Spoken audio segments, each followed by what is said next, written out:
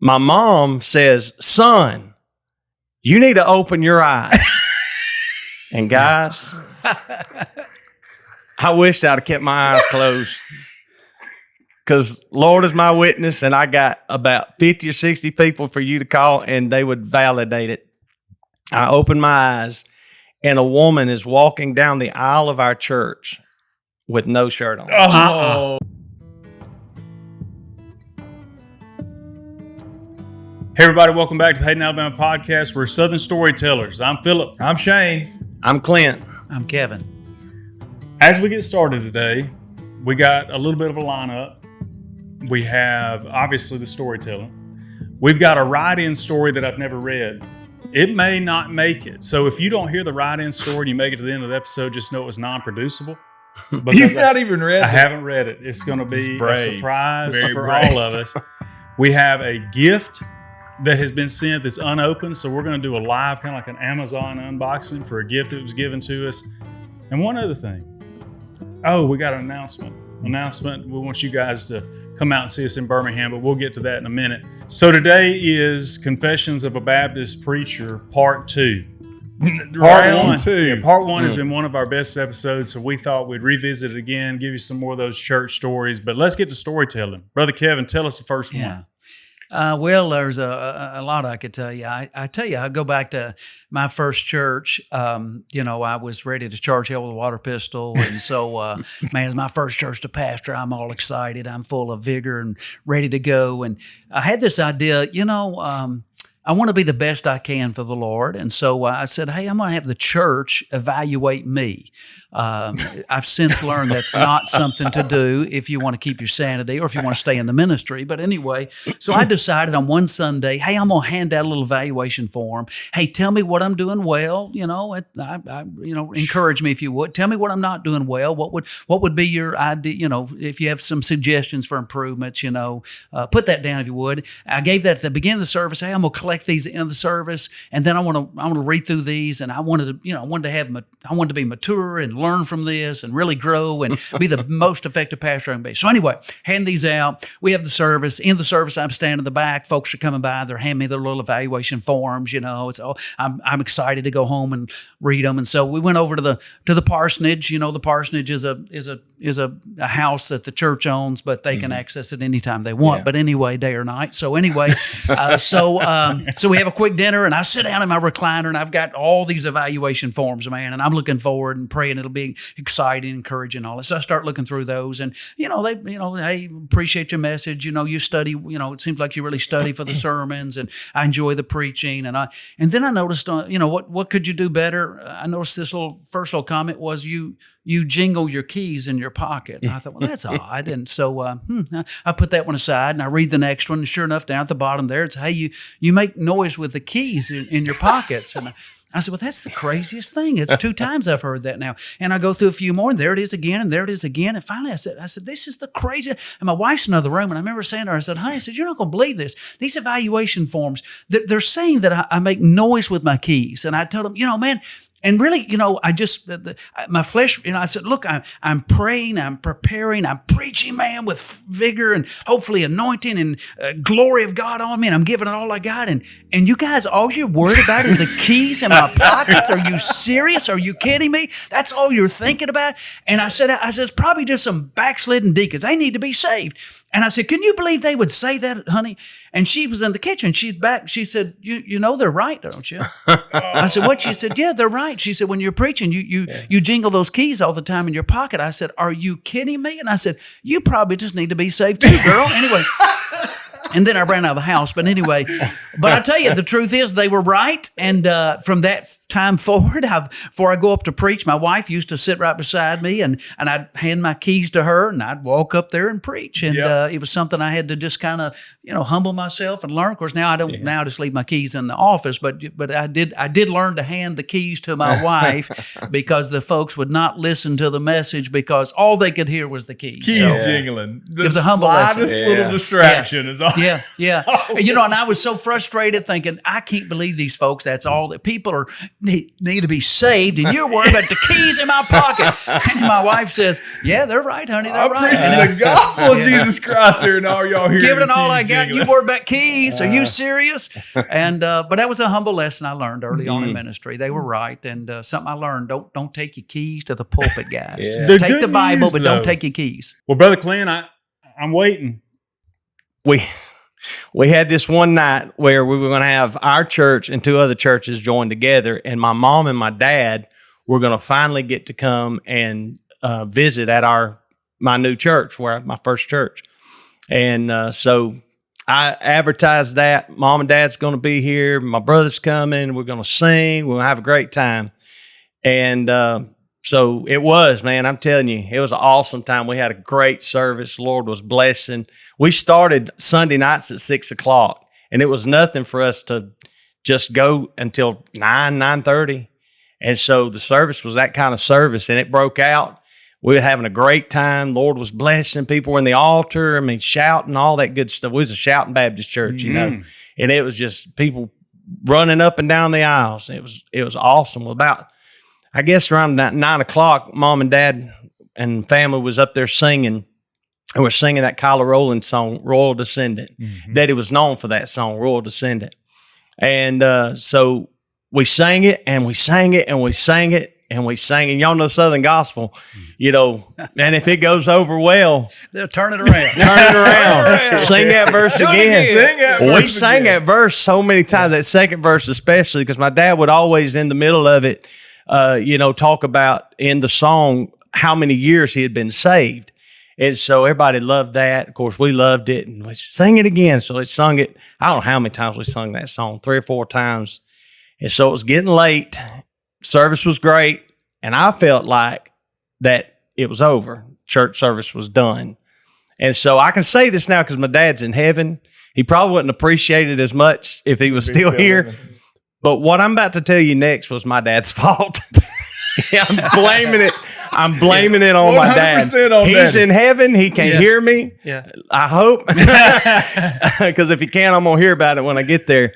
But what I'm going to tell you happened next was my daddy's fault. Service over. I told us, man, we've had a great time tonight. I'm going to dismiss everybody. And we'll be back Wednesday night at 7:00. I want you to come, invite you to come. And my dad looked and he says, son, sing that second verse for me again. So I said, being respectful to my dad, you know, I said, okay. Sure. So my brother's over there, play the piano, and he starts playing the second verse, and I start singing it. And I normally sing with my eyes closed. I don't, look at the congregations. I like to sing with my eyes closed.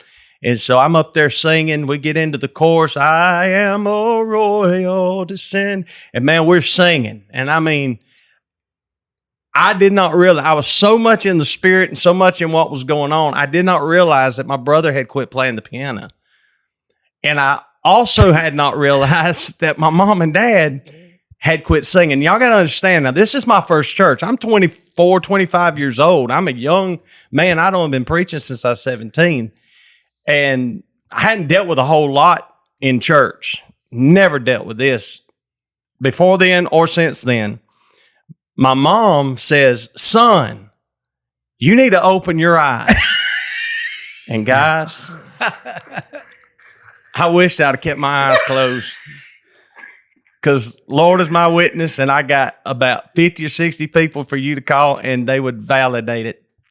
I opened my eyes, and a woman is walking down the aisle of our church with no shirt on. Oh, Clint. Completely topless. Exactly. Yes. My first church. Yeah. And I go, I'm trying to process what's going on here. And she comes, stumbling down the aisle, stands in the front of the pulpit area. Of course, one of the churches, I didn't tell you this, one of the churches that came, 25 of them that came with them was young people. And the majority of them were young boys, like under teenage to teenage years. They gathered them up and they ran them downstairs as fast as they could. I dismissed the service, and she was saying, "You don't have to dismiss service because of me." And I was like, "No, church is over."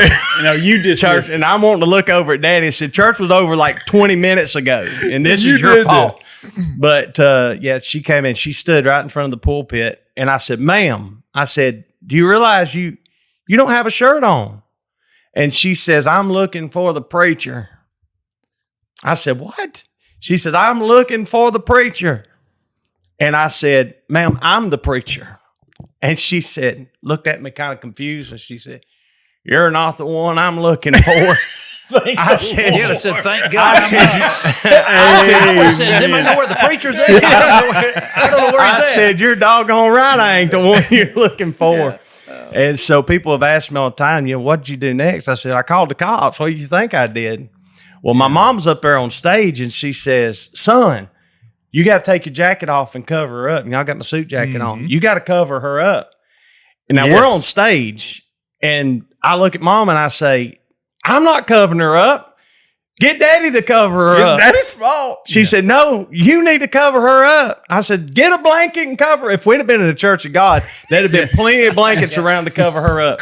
But we wasn't. We were in a Baptist church, and so there was nothing to cover up with. So reluctantly, I had to take my jacket off, and Mama followed me down there, and we covered her over, and Mama grabbed her by the nape of the neck. Oh, man. And put her down on the front row, and she was just cussing and causing all kinds of scene and everything. And my dad said, "If you cuss again, I'm going to take you outside." And I was like, "Oh, man, this is awful. What is happening? What in the world is going on here?"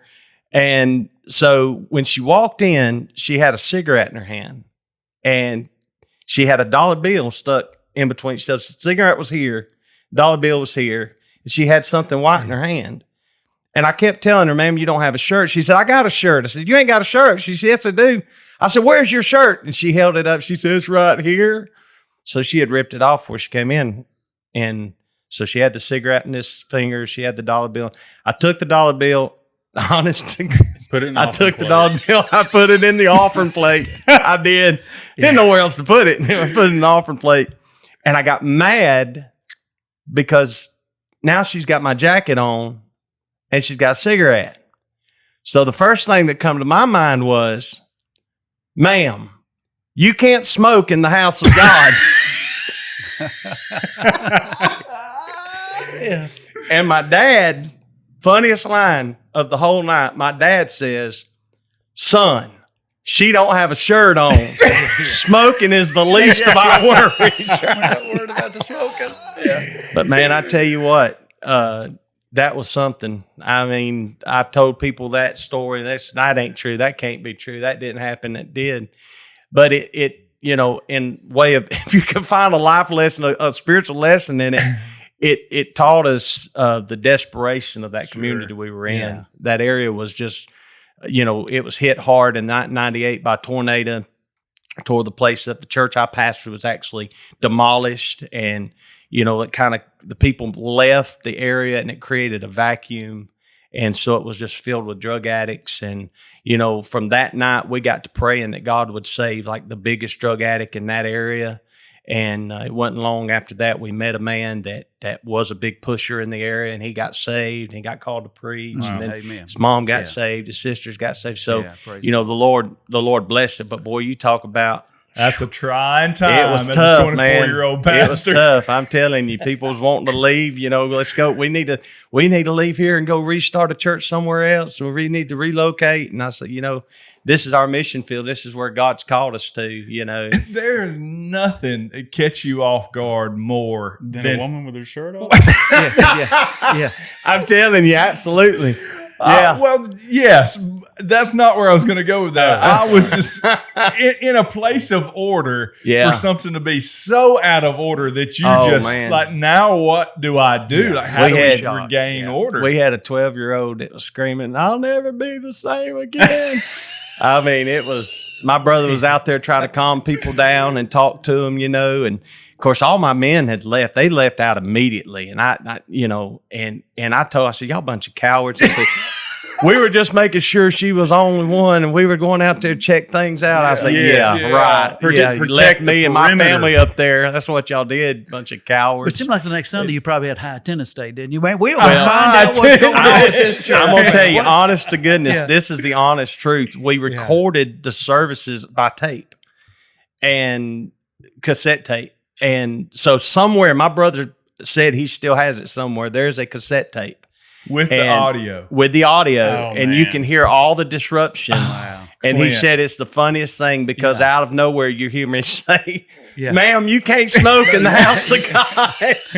And you hear my daddy say, that's the least of our worries. Absolute lowest thing I'm worried about. We're not worried right about that right That's now. crazy. Well, you just never know what you're going to see in church. Well, I think that's my takeaway from that that. may be your takeaway, but I hope and pray. I don't ever You never have to experience see that, it. brother. Yeah, I hope and pray you don't. My either. takeaway is always have a clothes closet. Yeah. That's my takeaway. Make sure you've always got a clothes closet. That's You don't right. A little see something it. for the ladies if they need it. Yeah, it's really is kind of amazing what happens at churches. I can remember one of my first churches. I'm getting ready to preach, and I'm down there and I mean early on in ministry. It's amazing how God just prepares your heart for things that's going to come down the road. But I'm sitting there, special music's going on. I'm getting ready to go up preach, and a guy comes up to me and taps me on the shoulder, and said, "Hey, the police is here, and they want to talk to you." Oh, no. And I said, "Well, man, I'm getting ready to step up and preach, man." And he said, "Well, they're in the back there." And I can remember, just when you're young, you're full of some boldness, maybe some stupidity, I don't know, but some boldness. And he said, yeah, there you go. He said, well, they really want to talk to you. And I said, well, I'm going to tell you something. I said, I'm getting ready to preach. If they want to talk to me, they can sit right there. And as soon as the service is over, I'll talk to them.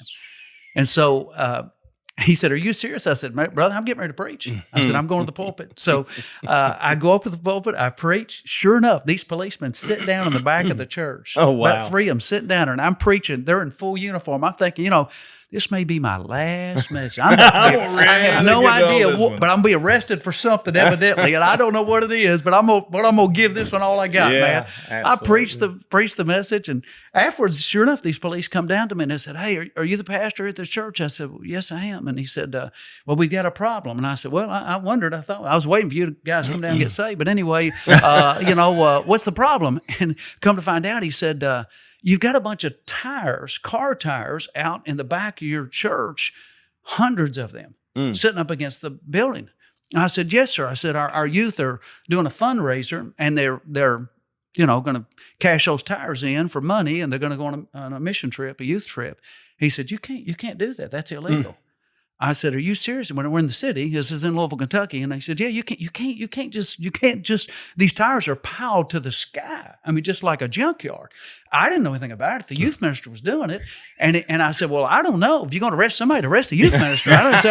So brother, I'm not going to jail over this one. So anyway, I called the youth pastor, and he said, oh, I didn't realize it either. And anyway, and I said, so what are we going to do? And they said, oh, no, you can't leave them like that. And I said, well, they're coming tomorrow to get them. I said, I tell you what, could we camp out around the clock and just watch? He said, you've got to watch those. You cannot let those go. Because he said, you could have some nut come, light one of those. And he said, that whole thing will burn for days. You'll have, environment, smoke will be all over the neighborhoods.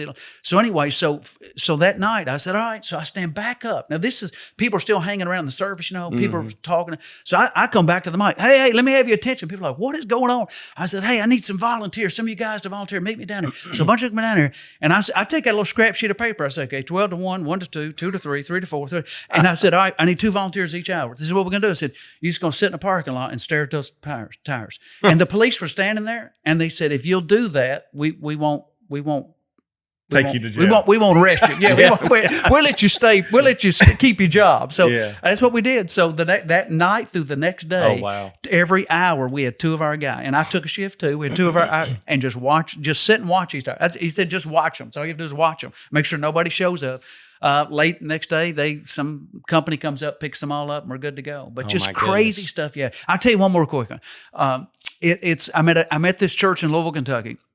It's a revitalization situation where the church was it had been a very large church with great influence at one time, and they went through some tough situations, some moral crisis in the church, financial improprieties, just the bottom fell out. Into the setting, the Lord called me, and I said, all right, Lord, man, let's get this church back for the kingdom, what you want. And so by his grace, we begin to see some of his favor, and we were really growing. Things were going well. And we come up on Easter Sunday, and we're having this high attendance. It's Easter Sunday morning.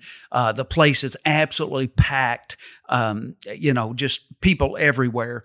And so they're singing, the choir's singing, he is alive, whatever it is, people are hollering, jumping, it's just full of energy. It's Easter Sunday. It's the biggest crowd they've had in a decade. Wow. And we're all pumped. And just as I'm getting ready to get the choir singing right before I got to preach. I don't know why this always happens right before you're getting ready to preach.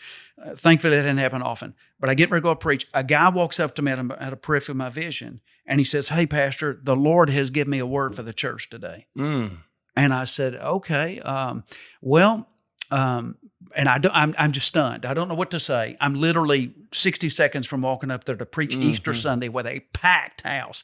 He says, the Lord's given me a word. I know who he is.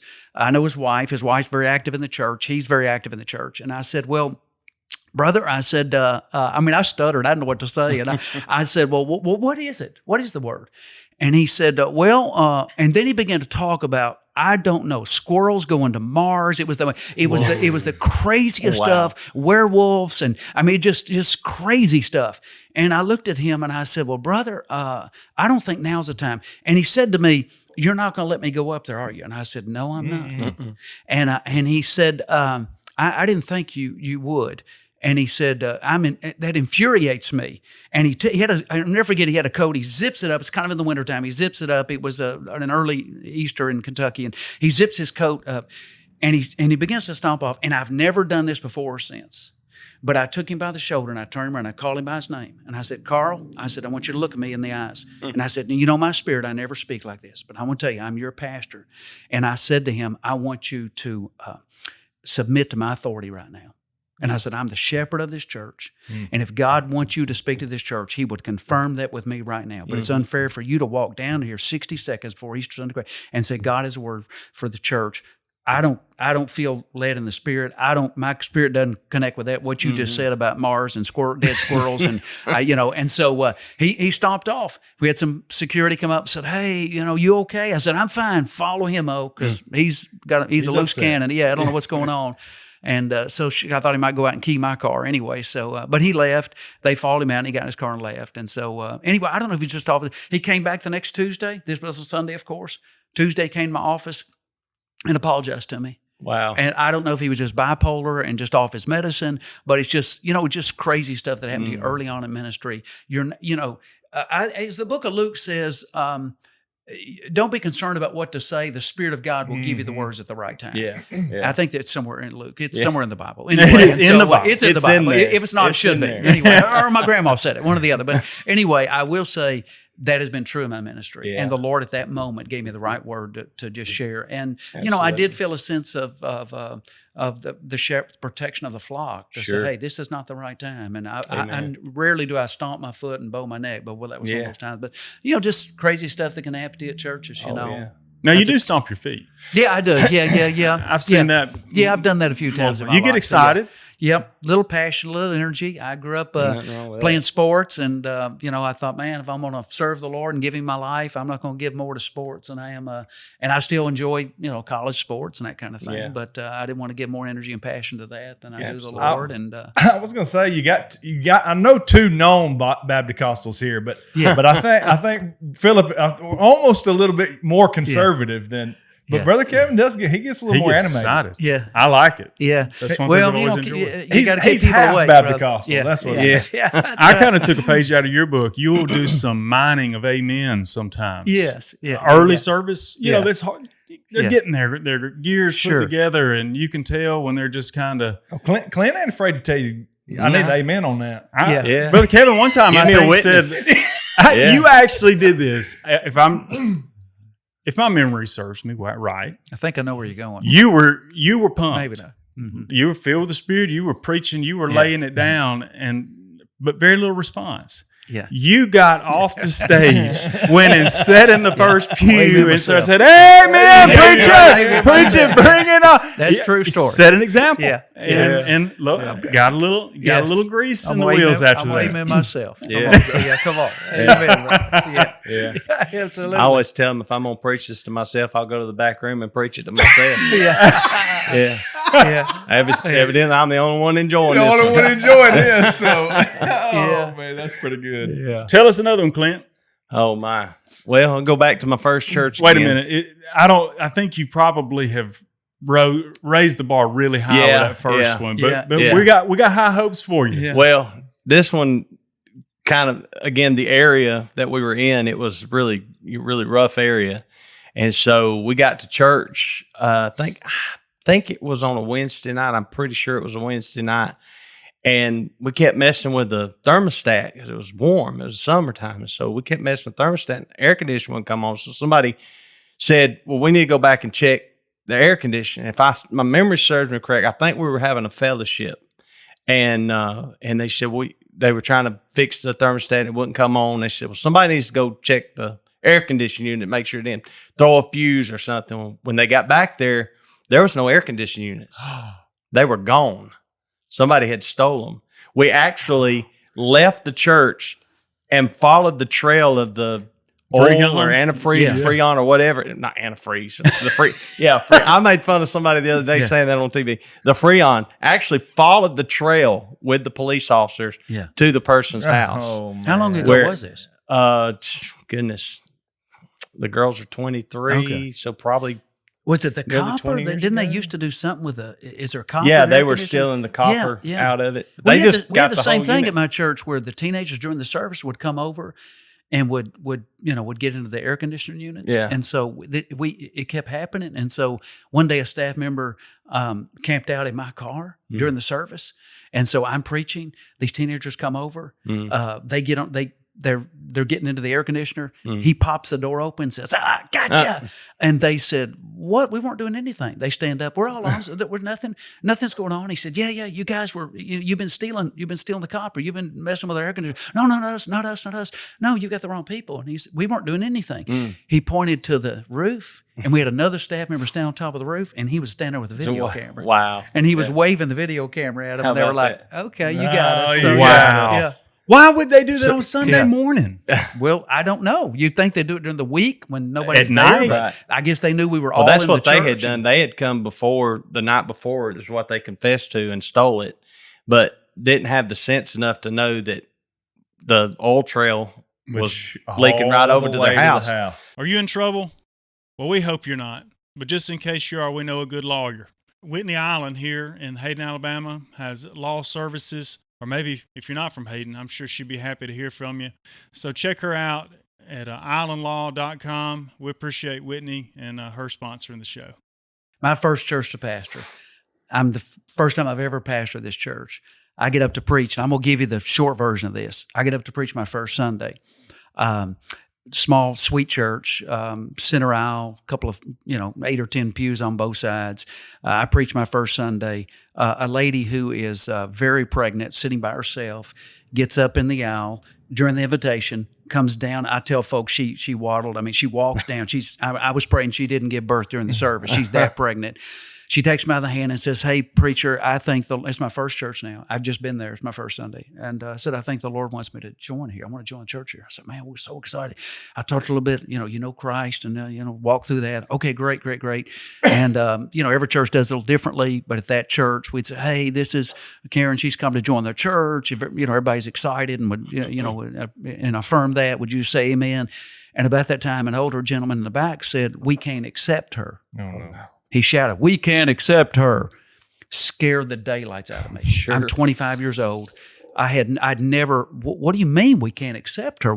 How do you respond to that? And I didn't know what to do. My dad was a PE teacher. I just called time out. I don't know what to do. I mean, everybody's staring at me. I hadn't been there but a few days. I look at her. She doesn't know. I'm embarrassed. I look at this sweet guy back there who I know him because I've met him and I knew I was a leader in the church, but I didn't know what was going on. And I awkwardly is putting it lightly, dismissed the service. I didn't know what to do. I said, "Well, I tell you what, let us figure this out, Karen. I'm sorry So, hey, let me figure it out. I'll get back with you. But we're excited. Everybody glad Karen's here? Yeah. Go, okay, bye." And everybody just kind of leaves. It's like, what happened? And I said, I don't know. I don't know what to do. I was so confused. I thought, my goodness, my first church, what am I even doing? I need to go back to selling cars. Why, this is not, this is not working. I didn't know what to do. And so we talked to Karen and tried to smooth things over. And I go back to talk to this guy, and I just said, well, let's talk later when we've got some time. There were all kinds of people around us. Long story short, that Tuesday night, my wife and I went to Karen. We had her address. We go to her little apartment because I really wanted to apologize. Man, well, I'm sorry. I don't know what happened, but I'm sorry. When we get there, basically, long story, she says, hey, you may not know this, but I'm pregnant. I said, oh, really? Yeah. So anyway, it's pretty obvious. Let's don't have it tonight. And so, long story short, she got pregnant out of wedlock, and the Lord really broke her heart over it. And she got up on Sunday, and she says, I don't know what told me. We know now it was the Holy Spirit. She said, I don't know. Something told me to go to church. I need to raise this baby in a church. So I got up and I got in a car. I don't go to church. And she had to drive by 20 or 30 churches. This church I pastored was outside in the middle of nowhere. She said, I don't know why I found myself on this little narrow road driving down this road. And all of a sudden I saw this brick church there. And I pull in, I hear the singing. And she said, I opened the back door. And she said, I had no idea it was your first Sunday. But I heard the singing. I heard you preached. And it's like something said, this is where I want you to raise this baby girl. Get in church. Get right with the Lord. And so on that, she told us the whole story. She's weeping. Tuesday night, we get on our knees. My wife, her, and she doesn't get on her knees. She's pregnant. But anyway, she stayed on the couch. My wife and myself, we pray. She repents. She gets right with the Lord. We just celebrate. It's just an old-fashioned prayer meeting in her apartment. It was just a God moment. That was on Tuesday. Saturday's the first deacons meeting. They have their deacons meeting once a month on a Saturday. It was that Saturday. My first deacons meeting. My very first deacons meeting in my very first church. These are crazy stories now. And so anyway, so it's on a Saturday morning. They had it at a restaurant, and they'd always have breakfast and everything. And so I was going to meet them there. I get there. They didn't tell me. They get there a little bit early. I walk in. There's all 9 of them, and I'm walking in by myself. They're all sitting around the table. And they said, hey, preacher, how you doing? And then they said to me, hey, come on in. We're just deciding whether or not we're going to let Karen join the church or not. Well, when they said that, I'm 25 years old, and it flew all over me. I said, what did you say? I said, well, we're just sitting here trying to decide whether we're going to let Karen join the church or not. And I said, let me ask y'all a question. Have any of y'all talked to Karen? Do you know Karen? Have you had a conversation with her? No. I said, well, my wife and I went over there Tuesday night to talk with her, and this is what's happened. She is pregnant out of wedlock, but God has used that to break her heart.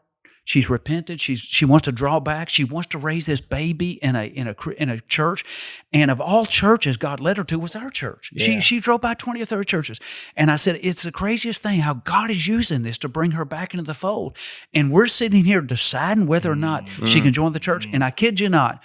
Now listen, the U-Haul truck is still in the driveway. We haven't even completely unloaded our U-Haul into their house, by the way, the parsonage. Again, the house they get to access when they want. But anyway, so I lean over to them. First deacons meeting now. I just thought we either gonna get this thing done or not. I'm either gonna live out what I believe or not. I'm not trying to be mean spirited, but there needs to be a holy boldness when you're standing for the right thing. And so I leaned over. I remember it was in the wintertime, and I said, well, brothers, let me tell you something. If Karen's not welcome in this church, neither am I. And I zipped my coat up, and I turned around, and I walked out of the restaurant. I got in my car, drove back to the parsonage. Here's the funny thing. I pull in the driveway. I go up and my wife says, well, that was a short deacons meeting. That must have gone well. I said, real well. I don't know. Maybe not so much. And I said, have you finished unpacking the U-Haul? She said, no. I said, I wouldn't. Let's just stop right where we're at and see what happens. So I told her what happened, and she said, you didn't. I said, yes. She said, you did what? I said, you zipped your coat and walked out. I said, I just walked right out. She said, what are they going to do? I said, I don't know. What did they say? I said, I don't know. I just walked out and left. And to their credit, about an hour later, knock on the door. Yeah. Chairman of Deacons said, hey, Pastor, we didn't know the story. Man, listen. We're sorry. We couldn't be more excited to have Karen. Yeah. And, please forgive us for jumping, to conclusions and jumping the gun and all. It was just, and I'm going to tell you something. That church, adopted Karen, and she began to bring birds of a feather flock together. Yeah. She began to bring single mothers. I'm telling you, they had the highest attendance ever Vacation Bible School. Wow. They'd show up. This is years ago. Remember those station wagons? I'm telling you, those single mothers would get out, and there'd be 47 kids in those station wagons. They'd come out. They just hanging out. Remember, you'd ride up in the back of the there was no seatbelts back then anyway, and they just come and they gave her a baby shower like you'd never seen. That little girl grew up in that church. I mean, it was just incredible. Now, I was only there 2 years. This was back in the early 90s. I went back a few years ago, and I looked up this mother, and I didn't.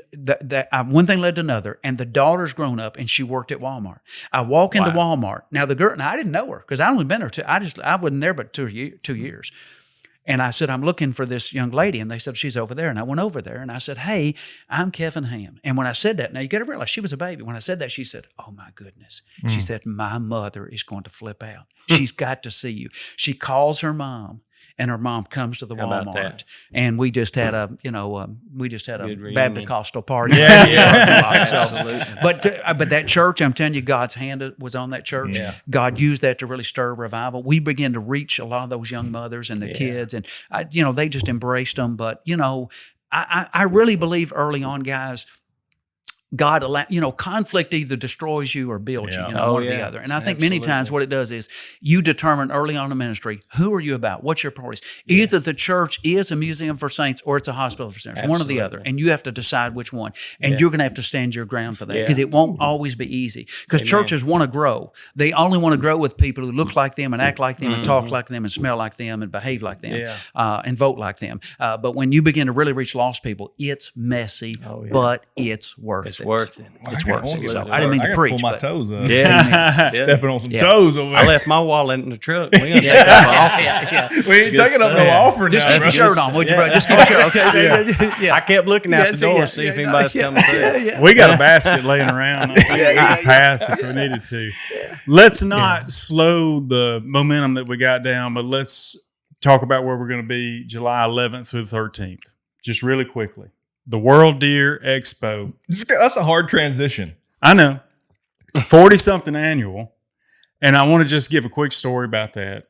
Invite you guys to come out and see us. But we had a big event happen. We were there one time. The last time that maybe we went, 2007, we were walking down the last aisle around the outfitters that we couldn't afford to go with. And what was laying on the floor right there? A quarter. There's a quarter laying in the middle of the aisle. We reached down to pick it up. Well, the quarter wouldn't come up. It wouldn't come up because these yahoos. It was glued down to the floor. Super glued it down. But what did that do? It caused us to stop and gave him an opportunity to talk to us. And I don't know if we asked him today if he'd regret talking to us or not. I talked to him today. Well, that led to a relationship that's lasted since 2007. He invited you, Steve, and I to go hunting out there. Didn't charge us a dime. 6 days, best buck I've ever taken. With my bow. Probably the biggest trip we ever had. I mean, this man is salt of the earth and funny, and we could not have met a better guy in that situation. So come on out. Yeah, join us. We're maybe you could meet somebody as good as we did. Might be the start of a new relationship that'll hang on to you for a long time. But that's July 11th through the 13th. We'll be at the Monarch Hunting booth. Trent's going to be there. Lots of big names. Eddie Salter. Possibly the man Possibly himself. Brother Blink. Brother Blink may be there. So y'all come out and see us. Now, Brother Clint, I know being a Baptist preacher, you've been to a potluck. Oh, man. Yeah, that's being how I was raised. My dad was an evangelist, and so we traveled around. So most of the time when we went for singings, especially in the summertime, it was homecomings. And we noticed there was something wrong with the whole situation from the get-go because it's 120 degrees outside, at least what it felt like. And we get out and we look, and every window in the church is up. And it stunk. Now, guys, I'm from the city. I was not born in the country, so I don't know country smells. It stunk so bad. It was hot, it stunk, and there were flies everywhere. I promise you, I'm getting to the potluck. So we go in there and we sit in for the morning service, and it was awful. It was so hot, Mom had to take the grandkids, our children, out to the van, crank it up. so they could cool off. And so it was bad, guys. It was awful. Stunk. Did I tell y'all it stunk? Oh, it was awful. And flies zipping, dive bombing into your head. It was awful. Why are you singing? Buzzing and everything. So the morning service gets over, and they said, before y'all set your equipment up, we want you to come in the back and eat. We're having spoon burgers. Oh, no. I don't know what a spoon burger was, but, hey, it's food. Let's go eat.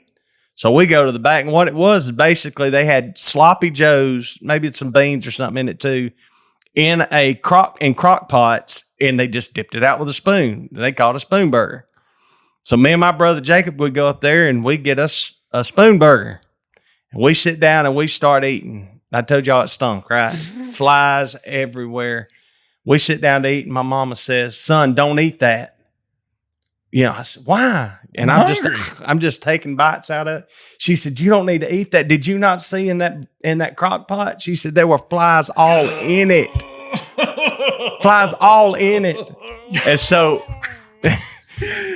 we were going to eat something or we were going to starve. I mean, we hadn't ate since early that morning and drove all the way where we lived to the church. And so we're all hungry. So Mom said, "I tell you what you do. You go over on that table and you find the only unopened bag of chips you can find." And we went over there and we got an unopened big old bag of chips, and we found an unopened box of donuts, and we carried it over, and we all got in the corner Chips together. and donuts, brother. And we opened it up, and we'd reach in there and grab a chip, and we'd close the bag. Quickly, yeah. We'd open the donuts, grab a donut, and we'd close the bag, the box real quick, so we could eat something. And then we had the service that afternoon. We sang, flies going everywhere. You literally had to. I was going to demonstrate there, but you literally had to hold the mic right to your mouth like that. To keep the flies from flying in your mouth. To keep the flies from flying, because if you opened your mouth, they were coming. Let's come in. They were coming. Let's come That's after the only spoon time burgers. that Daddy was like, "Boys, I know normally I wouldn't do this." He said, "But it's hot. It's hot in here. It's nasty. Y'all don't have to put your suits on. Y'all can wear your T-shirts." And we sung in our T-shirts. T-shirts. After the service was over, the pastor came and apologized to Daddy. He's going to apologize for the heat. I know it was really hot. He said our air conditioning went out. They had 3 people that was members of their church. There were 12 attendees that day. 3 of them, again, were members. It was the pastor, his wife, and another lady. And then the guest preacher, his wife, and then some that came with the guest preacher. And he said, we're a little church. We don't have the money to fix the air conditioner or anything like that. And he said, so that's the reason for the heat. And Dad was like, "Yeah, but what's the reason for that smell and the flies?" He said, "Well, that's nothing I need to apologize to you for." He said, out back around the church, the man owns a cornfield, and they were supposed to manure it last week, and they came Saturday and did it. So that was the reason for the smell and the reason for the flies. Several years ago, a guy here in Alabama asked me, "Hey, would you come preach our men's event?" I said, "I'd be honored. I'd be humbled." We worked out the date and the time, and I said, "Sure." So I show up at this church. I forget where it's at. It's on the other side of Fayette, Alabama. But anyway, they had their parking lot full, and they were doing a lot of cornhole and all that kind of throwing football and frisbees and all that stuff. Well, anyway, they had a pickup truck. I mean, a flatbed truck there, and on the flatbed truck, they had all their food there, and I didn't know what was going on. And he said, "Hey, come early and eat with us." I said, "Sure." And he said, "We're having a country boil." I said, "Okay. Well, I don't know what this is embarrassment. I don't know what a country boil is." I said, "Well, okay. Well, there's got to be something I could eat. Maybe there won't be flies there." But anyway, and so I get there, and they've got all this whole semi truck has got this. I don't know, corn on the cob and shrimp and it's all stirred up in all these pots and all this stuff. So anyway, he said, "You just kind of, you spoon it out and eat it." And so I'm sitting there and I've got the shrimp and I guess what else is in it? Corn on the cob and all that kind of stuff. And it's a country boil. Y'all are probably familiar with it, and I am now. But anyway, so I eat all it. So I eat it. And while I'm eating, I'm thinking, man, this is kind of hot. This is spicy stuff, and I'm okay with spicy some, but I'm telling you, this is like fire from Hades, man. I mean, it is hot, and I'm eating it. And they're all the guys, man, they're chomping down, thinking nothing about it, spitting the shrimp out, tails out, and the cobs out, and all this stuff. So anyway, I eat all this, and now they have a song, and I'm getting ready to preach, and I realize I can't feel my lips. I can't. My tongue is burnt. Oh, no. I can't. And I felt like my lips were swelling, allergic to something, to the shrimp, I guess, or something. And I'm telling you, I got up there and felt like the Dora. Puffer Dora. fish. I was going to say Dora or whatever it is. Big lady. I'm taking mama. And so I'm preaching for a while, honestly now. And to this day, this pastor, he's the sweetest dude. He'll laugh his head off. To this day, I tell him, look, guys, I'm going to be honest with you. I can't feel my mouth right now. So I said, I'm not what sure. comes out, I'm not sure. I'm not It's sure gonna be what the I'm spirit. saying, what I'm preaching, but I cannot. I am completely numb. But I'm telling you, some of those guys never been in church at all. But when I said that, boy, they laughed. Oh, yeah. They engaged. He said, I like this dude, man. Yeah. He just honest. And I'm telling you, afterwards, it was a week before I could feel my tongue, my lips. I went home. My wife said, what happened? I said, I ate a country boil. It set my mouth on fire. She said, how'd the preaching go? I said, I don't know what I said. I couldn't feel my lips. I couldn't feel my tongue. But I am familiar. I'm cautious. Listen, I told this pastor that, and he said to me, well, you got into Fred's batch. Oh, and I no. said, what do you tell me? He said, Fred, he'll double up that, whatever the sauce, he's putting in all his chili powder. He said, he will triple it up, man. And I said, well, I'm telling you, man, that guy needs to be arrested. Oh, it was Fred. rough. But I am now familiar with country boils. That's funny. I approach cautiously. Yes, No absolutely. doubt. But I would rather have corn on the cob than a fly. Yeah, spoon that's burgers. Well, Yeah. you didn't have to worry about flies being on Fred's. Yeah. No, that's No. right. You probably No, picked no. the safest. Yeah. A few Probably of them the landed, safest. and they Yeah, just they disintegrated. singed all- Yeah, singed all their wings just and part of the everything. pot now. Yeah. So Yeah. absolutely. Absolutely. Funny. We had Wow.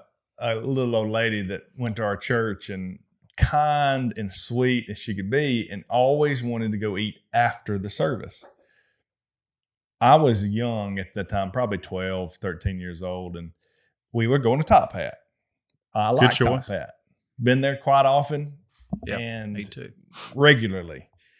Well, we took Grandma Thelma to Top Hat, and we sat down, and everybody ordered their food. And while you're waiting, you normally get appetizers, and they'll bring out bread and barbecue sauce and fried pickles and ranch or whatever the case is. And so in the meantime, while that's waiting to come out, I went to wash my hands after service and get ready to eat. And I come back out, fried pickles were there and the bread. And I noticed they had kind of slid over towards Grandma Thelma, and I didn't think anything about it, right?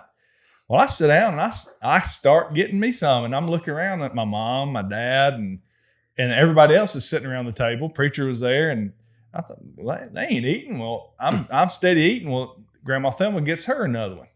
She dips that pickle down in there, and then she takes her big old bite, and then she dips it back down in there.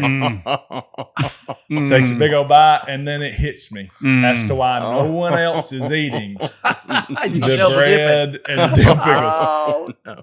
She was a double dipper. Oh, no. And I had and nobody thought to warn me after I come back. And I had eaten probably 4 or 5 good helpings. Oh, wow.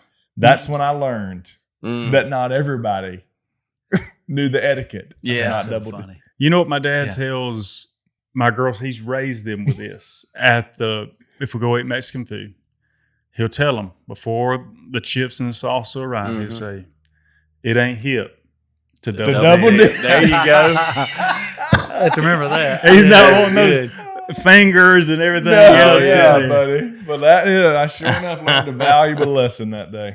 I only have one that has come to mind when y'all are talking about these fellowships. We went to a sweet little church that was meeting at a community center. They were kind of in transition in between. And what they would do is have breakfast and then they would preach. I'm talking about just a few people in this little community center, but the sink and the stove and everything, it was all in one room. Yeah. Well, we got through eating breakfast and preacher gets up there. I think we sang a song or two, had a piano in the room.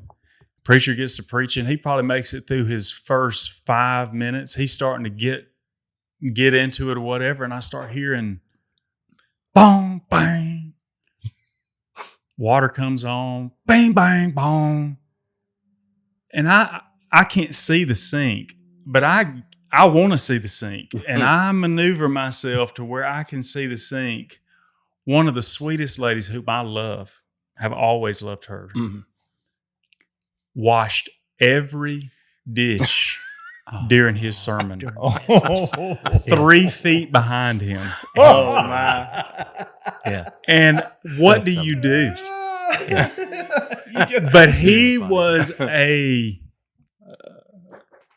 He was faithful. Wow. He Steady. never looked back. Never missed a beat. Never stuttered. Yeah. He just piled and powered on through I it. think I'd have had to been like Jesus said, Martha, you're coming about. Yeah. Can you calm down? And Martha, can you just sit down for a minute? Come Can you and be sit over down? like Mary for just a minute. I guess she gave him 5 minutes to hook her into that sermon. When he didn't hook her, she said, I know there's some going things to that need to be do. done. Man. That's funny. Did you guys know that the Hayden Alabama podcast has merchandise? And if you did know, did you know that we just dropped some new shirts?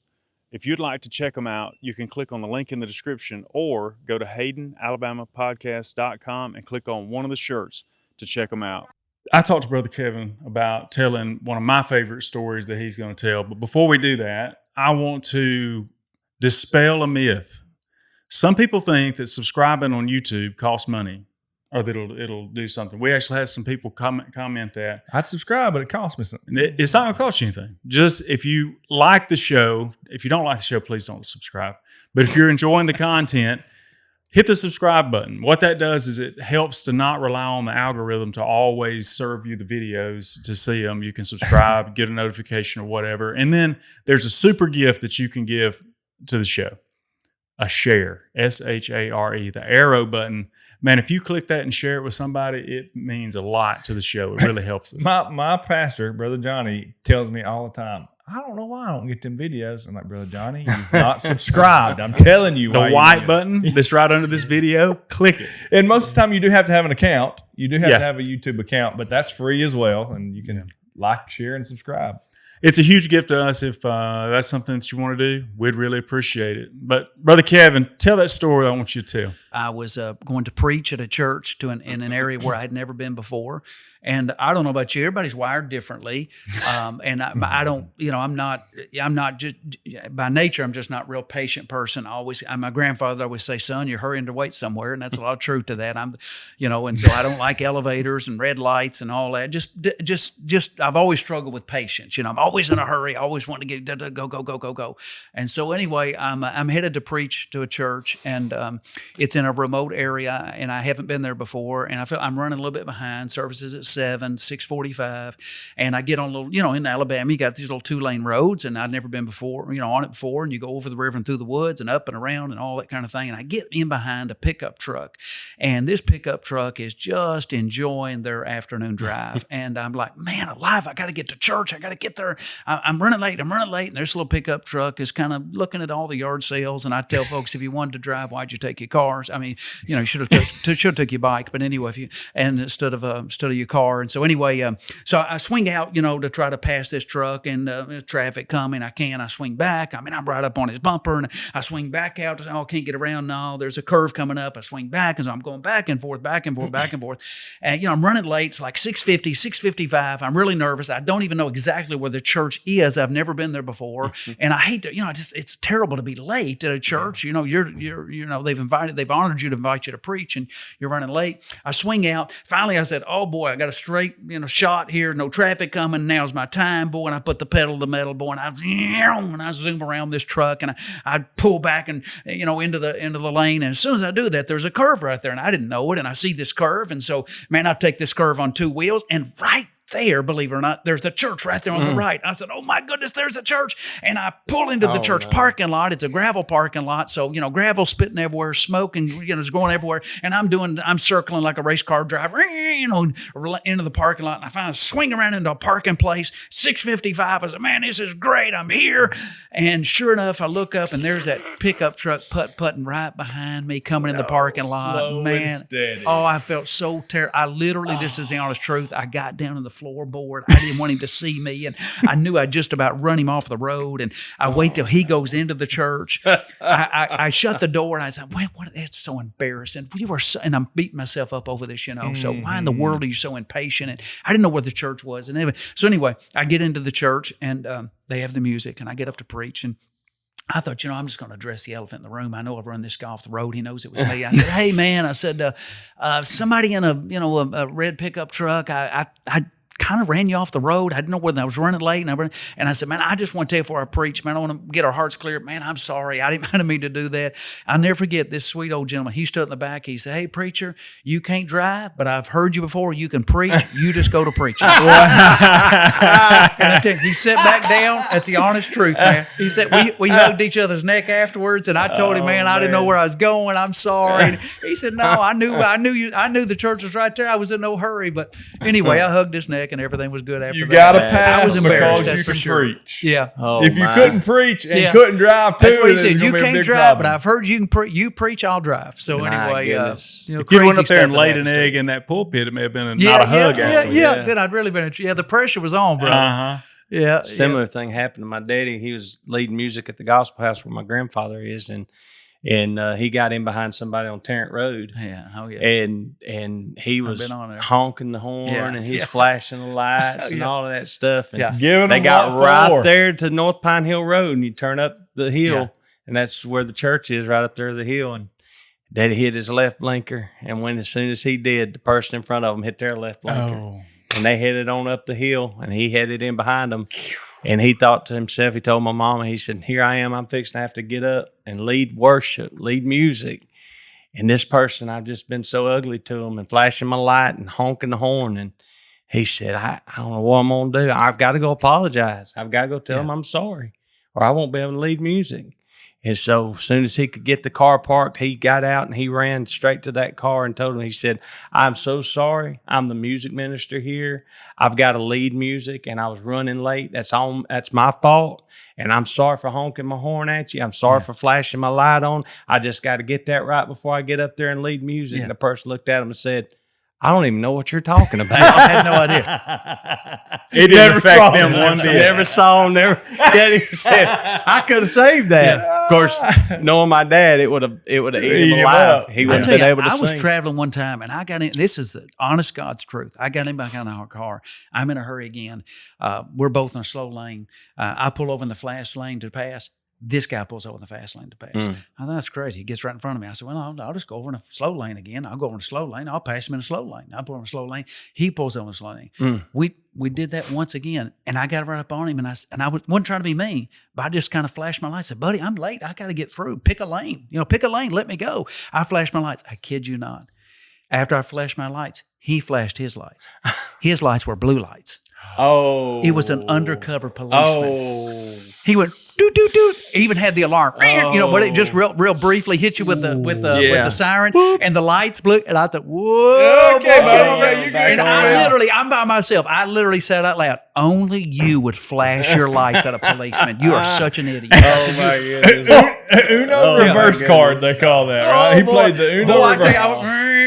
I put on a brake. I slowed down. I'm going about 10 miles an hour after that, brother. But He was trying to help you. Yes, he was. Don't pass me. Don't pass me. I've never had it. He flashed his blue lights. I said, "Oh my god." Were you by yourself or was your wife with you? No, I was by myself. Man, I if said your out wife. loud, only you. I literally said this out loud. Only you would flash your lights at a policeman. You're so crazy. He was showing you some grace. I'm telling you, man. Yeah, Trying to keep you he didn't from pull me getting in over trouble. nothing. We just drove on. I slowed. I didn't pass him man. after that, brother. I said, brother, I'm behind you all the way. Yeah, I'm following you, I'm partner. following you to Jesus comes, brother. I'm not passing you no matter what. No matter what. So yeah, crazy stuff. my. Yeah. I was going someplace and I pulled up to a stop sign and I saw the car coming and I know it was going kind of slow. I said, well, I got to get out in front of this dude. I'm going to be late again, going to preach somewhere. I pull out and sure enough, it's a policeman. And I pulled out in front of him. We drive down the road about a half a mile. He pulls me over. These are crazy, but these are true stories. He pulls me down. He pulls me over. I roll my window down. He said, sir, do you know why I pulled you over? And I said, to be honest with you, I'm not really sure. I know I pulled out in front of you. He said, you didn't come to a complete stop at the stop sign. Oh, You kinda goodness. rolled through that and Rolling pulled me over. stop. And I said, oh, okay, man, I'm sorry. I was just trying to get over here to preach. And, whenever I say that, I always pick my Bible up and I set it in my lap. Just maybe maybe they know Jesus or they'll have some grace. I always said, it's true. I'm not making this up. Here's my Bible. And so anyway, he takes my license. He goes back. He comes back up and he says, hey, be careful. He said, but this is our television. He said, I watch you every Sunday. Oh, wow. And I said, okay, number one, that's embarrassing. Yeah. And he said, I tell you what, if you'll just wave at me next week, week on the television. I'll just let you go with the warning this time. I said, brother, you got it. He gave me a little warning, just said, hey, stop at the stop sign on a sheet of, don't have to turn it. You didn't have to pay nothing. He gave me a warning. The next Sunday, I used to record a welcome. We just do the closing. And so at the welcome of the service on the TV recording, I said, oh, by the way, there's a kind state trooper out there. And I said, he'll know what this is for. I just said, how you doing, buddy? This is for you. This is for you. So I literally did it on the broadcast. Wow, that's crazy. So I would have crazy done it stuff, too. man. Absolutely. I'm doing that. Yeah, absolutely, man. My dad rode through one. They pulled him over, and he tried that "I'm a preacher" thing. Yeah. And, Oh yeah, the double. The cop come up. It was coming down Snow Rogers Road, coming down to 31, going towards Morris, and he come down and he rolled through that stop sign, and we told him, "Said you didn't stop." Yeah. He said, "Yeah, I did." I said, "No, you didn't. You rolled on." All of a sudden, those lights came on. Police pulled him over. And when he got up there, he said, "You know why I pulled you over?" And Dad said, "Yeah, I do. Honestly, I do. I didn't stop at that stop sign." And he said, "Yes, sir." He said, "But honestly," he said, we're in a hurry. We're a singing group. I'm preaching revival tonight, at the place we're singing, and we're in a hurry." He said, "Oh, you're a preacher?" And he said, "Yeah." He said, "Well, then you ought to know better." Yeah, I knew that was coming. He set him up for that one, didn't he? He said, "You ought to know better." Oh, you ought to You know asked me, did better. he give him a ticket? He gave him a ticket. He did. He gave it to Yeah, him. he got a ticket for it. Did he too. tell the judge he was a preacher? Yeah. No, No, he just went ahead and he probably just paid it. Just go ahead and pay for that one. Oh my goodness. Yeah. Oh, you ought to know better. You ought to know better. I love the grace when you get it. Yeah. Amen. Yeah. I love that. Yeah. There's Oh, a yeah. life lesson there. Absolutely is. The suspense. Oh man, I thought I was fixing to do a fumble on camera. So this is a gift that was sent in to us. I think it looks like spices on the front, but we're going to open it up You and never show know. everybody Might what be- we got. Might be tadpoles. I should have finished that out, I You want guess. to do a little more cutting? This is more for the suspense. Or you think I've never folks I've will never stay done with a us? unboxing Live? my live unboxing on thing. Here it is. Here's what we got. Oh man, got a koozie there. Camp Dog Cajun seasoning. Camp Dog. And we got a pile of it. Certified Cajun. Look at this.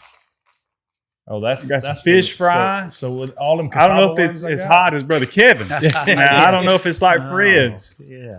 I'll let you open some of this, set it all out there. Man, we really appreciate the gift and you sending this. Just know it'll be consumed. Just Got all since we catch kinds some of fish. Anybody want to take us to go catch some fish? Put this on. We'll go with you. Let's get you some.